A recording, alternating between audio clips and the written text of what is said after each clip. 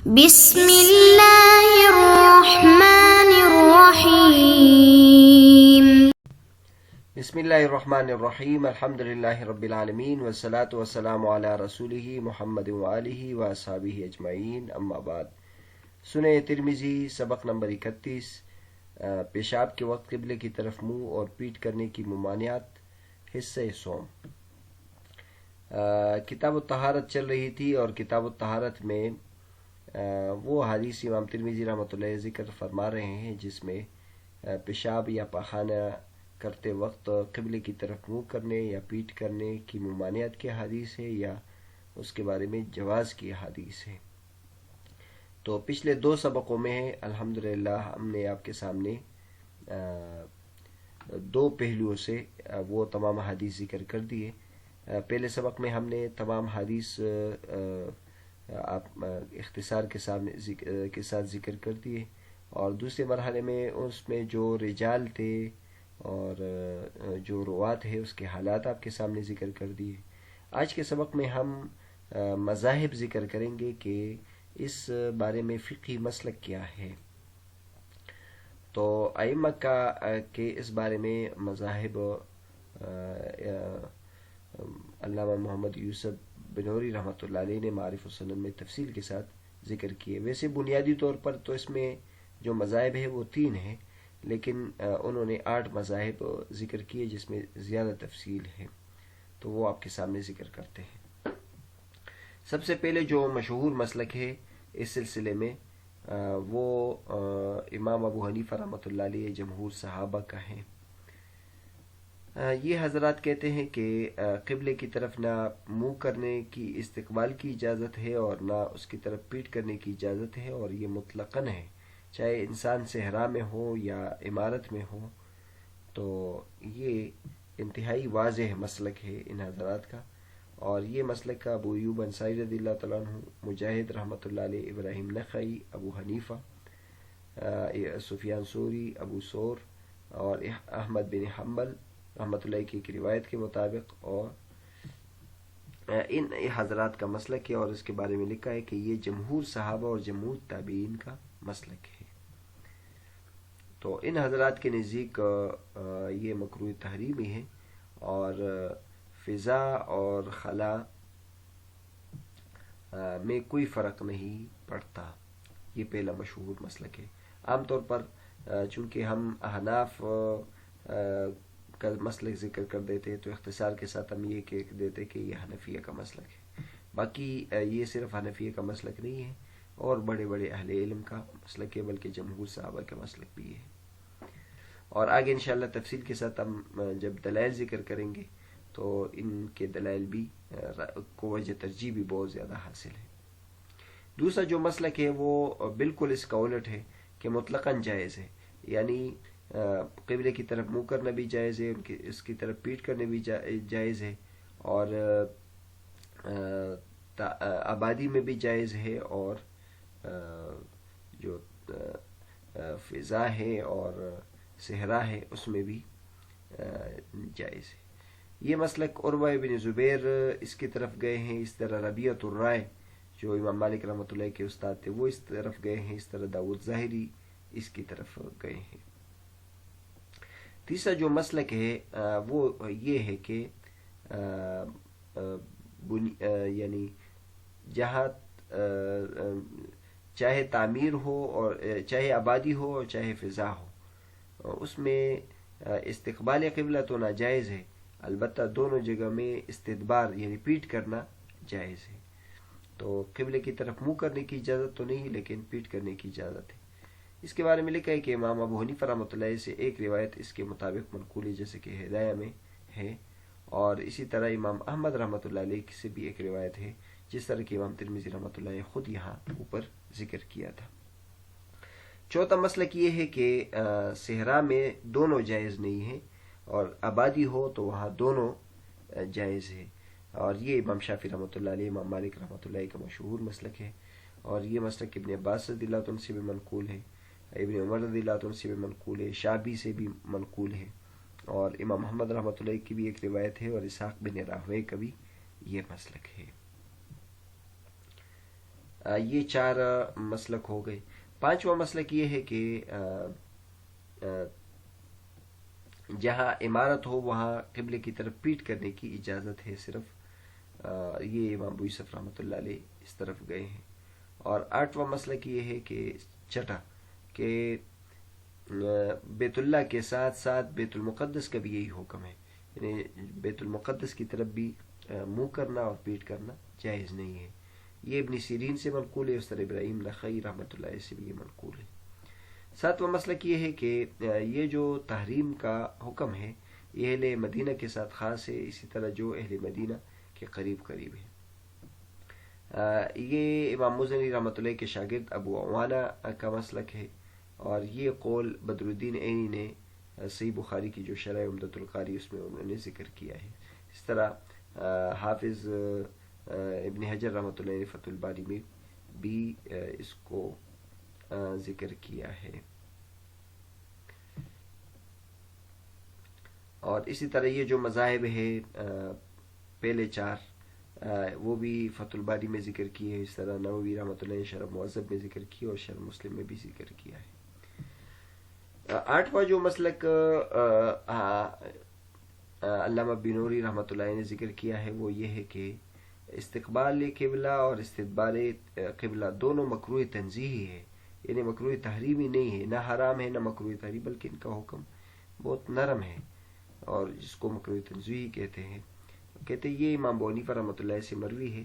اور یہ قول بدر الدین عینی رحمۃ اللہ علیہ نے البنایہ میں ذکر کیا ہے، اور اس سے پھر نہر الفائق میں ذکر کیا گیا ہے، اور علامہ شاہ ولی اللہ رحمۃ اللہ علیہ نے المصفہ اور المصوہ میں ذکر کیا ہے. اور ایسا معلوم ہوتا ہے کہ شاہ ولی اللہ رحمۃ اللہ علیہ نے جو ذکر کیا ہے وہ بھی بنایا کی روایت کے مطابق وجہ سے انہوں نے ذکر کیا ہے. اور یہ آپ حضرات یہ ایک حوالے کے طور پر بیان کرتے ہیں کہ نقطہ ہے کہ مکروہ تحریمی اور مکروہ تنزیہی کے درمیان بھی ایک واسطہ ہے. یعنی عام طور پر تو ہم یہ کہتے ہیں کہ مکروہ تحریمی اور کے بعد جو درجہ آتا ہے وہ مکروہ تنزیہی کا آتا ہے، لیکن کہتے ہیں صدر الاسلام ابو الیسر بزدوی نے مکروہ تحریمی اور مکروہ تنزیہی کے درمیان بھی ایک درجہ دیا ہے جس کو اساءت کہتے ہیں. تو بہرحال چونکہ مکروہ تحریمی کا درجہ ذرا زیادہ سخت ہے اور مکروہ تنزیہی کا درجہ زیادہ نرم ہے، ان کے درمیان بھی ایک درجہ ہے. اور کہتے ہیں اس میں جمع امام صاحب سے جو مختلف روایتیں منقول ہیں اس میں تطبیق بھی ممکن ہے، اور وہ یہ ہے کہ استدبار کا جو معاملہ ہے وہ استقبال کے مقابلے میں ذرا کم ہو. یعنی ایک ہی قبلے کی طرف منہ کرنا، تو یہ ذرا چونکہ اس میں انسان کا جو شرمگاہ ہے وہ قبلے کی طرف ہے، تو لہٰذا اس میں زیادہ ممانعت ہے بنسبت قبلے کی طرف پیٹ کرنے کی. اور کہتے ہیں کہ یہ امام صاحب سے جو مختلف روایت منقول ہے اس کی وجہ یہ کہ ان سے جو علماء کرام کے درمیان یہ اختلاف ہے، یہ اختلاف اس وجہ سے پیدا ہوا ہے کہ چونکہ نبی کریم صلی اللہ علیہ وسلم سے حدیث مختلف ہے، اس لیے اس میں فقہاء کرام کے کبھی اختلاف ہوا ہے. چنانچہ ہم یہاں ذکر کرتے ہیں کہ کس طرح فقہاء کرام ان حدیث سے استدلال کرتے ہیں. تو سب سے پہلے اگر ہم دیکھ لیں، سب سے پہلی حدیث ہمارے پاس ابو ایوب انصاری رضی اللہ تعالیٰ عنہ کی ہے. تو اس میں دیکھ لیں نبی کریم صلی اللہ علیہ وسلم کا قول ہے اذا اتیتم الغائط فلا تستقبلوا القبلة بغائط ولا بول ولا تستدبروها ولكن شرقوا وغربوا. اس میں نبی کریم صلی اللہ علیہ وسلم فرماتے ہیں کہ جب تم بیت الخلاء ہو تو نہ قبلے کی طرف منہ کرو اور نہ پیٹ کرو. تو جو حضرات جیسے حنفیہ کا مسلک ہے کہ قبلے کی طرف پیٹ کرنا اور منہ کرنا دونوں جائز نہیں ہے، چاہے آبادی ہو یا صحرا ہو، تو وہ حضرات کہتے ہیں کہ یہ حدیث مطلق ہے اور اس میں پیٹ کرنے اور قبلے کی طرف منہ کرنے سے منع کیا گیا ہے، اور اس میں اس کی قید نہیں ہے کہ آپ صحرا میں ہو یا آبادی میں ہو. تو یہ استدلال ہے. دوسرے نمبر پر جو حدیث ہمارے پاس ہے وہ ابن عمر رضی اللہ عنہ کی ہے کہ ابن عمر رضی اللہ عنہ فرماتے کہ میں حفصہ رضی اللہ تعالیٰ عنہ کے گھر کے اوپر چڑھا تو میں نے نبی کریم صلی اللہ علیہ وسلم کو دیکھا کہ وہ قضاء حاجت فرما رہے تھے اور شام کی طرف منہ کر کے قبلے کی طرف پیٹ کر کے. تو اب اس میں ہم دیکھ لیں ابن عمر رضی اللہ عنہ کی حدیث سے بعض مطلقاً جواز ثابت کرتے ہیں کہ جب نبی کریم صلی اللہ علیہ وسلم نے اس پر عمل نہیں کیا تو اس سے معلوم ہوا کہ قبلے کی طرف منہ کرنا اور پیٹ کرنا سب جائز ہے. بعض اس میں سے استدلال یہ کرتے ہیں کہ صرف آبادی میں جائز ہے، یعنی وہ اس پر محمول کرتے ہیں کہ نبی کریم صلی اللہ علیہ وسلم یہ چونکہ آبادی تھی لہٰذا حضور صلی اللہ علیہ وسلم نے اس میں پیٹ کی تھی، تو معلوم ہوا کہ جو قبلے کی طرف منہ کرنا یا پیٹ کرنا ہے یہ اس موقع پر ہے کہ جب صحرا میں ہو، اگر آبادی میں ہو تو پھر یہ حکم نہیں ہے. یہ دو استدلال ہو گئے. بعض حضرات استدبار کے مطلقاً جواز کے قائل ہیں تو اس سے استدلال کرتے ہیں. جو حضرات استدبار کے قائل ہیں جیسے امام محمد رحمۃ اللہ علیہ کا قول گزر چکا تھا، تو وہ اس سے استدلال کرتے ہیں کہ اس میں چونکہ نبی کریم صلی اللہ علیہ وسلم نے قبلے کی طرف پیٹ کی تھی تو لہٰذا پیٹ کے جواز کے استدلال اس سے کرتے ہیں. اور بعض آبادی میں استدبار کے جواز کے لیے استدلال کرتے ہیں. بعض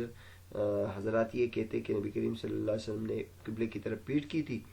لیکن چونکہ یہ آبادی تھی لہٰذا اس لیے آبادی میں قبلے کی طرف پیٹ کرنا جائز ہے. اور بعض اس کے استدبار کے مکروہ تنزیہی ہونے کے لیے بھی استدلال کرتے ہیں کہ نبی کریم صلی اللہ علیہ وسلم نے چونکہ اس پر عمل کیا تھا لہٰذا اس کا جو حکم سخت والا حکم ہے وہ اس میں نرمی آ گئی. اور آپ حضرات اگر دیکھ لیں اس حدیث سے جو حضرات قبلے کی طرف پیٹ کر کے استدلال کرتے ہیں تو اس پر یہ اعتراض ہوتا ہے کہ اس میں تو صحرا یا آبادی کی شرط نہیں ہے، تو پھر اس کے ساتھ ایک اور دلیل جوڑتے ہیں ابن عمر رضی اللہ عنہ کو خود کا عمل، تو اس طرح وہ پوری دلیل ان کی بن جاتی ہے. چنانچہ روایت یہ ہے عن مروان الاسفر قال رأيت ابن عمر اناخ راحلته مستقبل القبلة ثم جلس يبول إليها فقلت يا أبا عبد الرحمن أليس قد نهي عن هذا؟ قال بلى إنما نهي عن ذلك في الفضاء فإذا كان بينك وبين القبلة شيء يسترك فلا بأس. یہ سنن ابی داؤد میں ہے. مروان الاسفر کہتے ہیں کہ میں نے ابن عمر رضی اللہ عنہ کو دیکھا، انہوں نے اپنی سواری کو قبلے کی طرف کر کے ٹھہرا دیا اور پھر بیٹھ کے پیشاب کر رہے تھے قبلے کی طرف. تو میں نے عرض کیا اے ابو عبد الرحمن کیا اس سے منع نہیں کیا گیا ہے؟ تو اس نے کہا کیوں نہیں، اس سے منع کیا گیا ہے لیکن وہ صحرا میں، لیکن اگر آپ کے اور قبلے کے درمیان کوئی چیز ہو جو آپ کو اس سے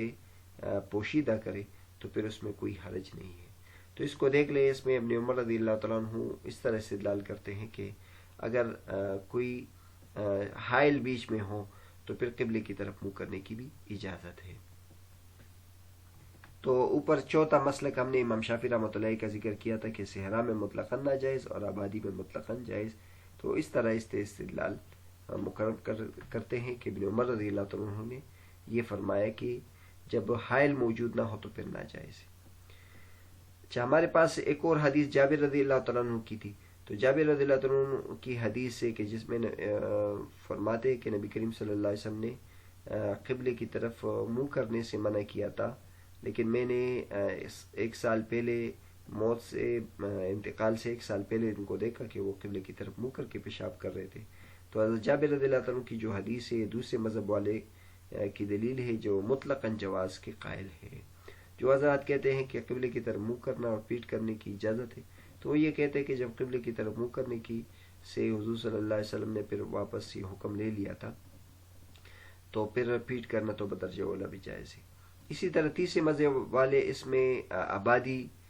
میں جواز پر اس کو محمول کر دیتے ہیں کہ جہاں آبادی ہو تو اس میں قبلے کی طرف منہ کرنا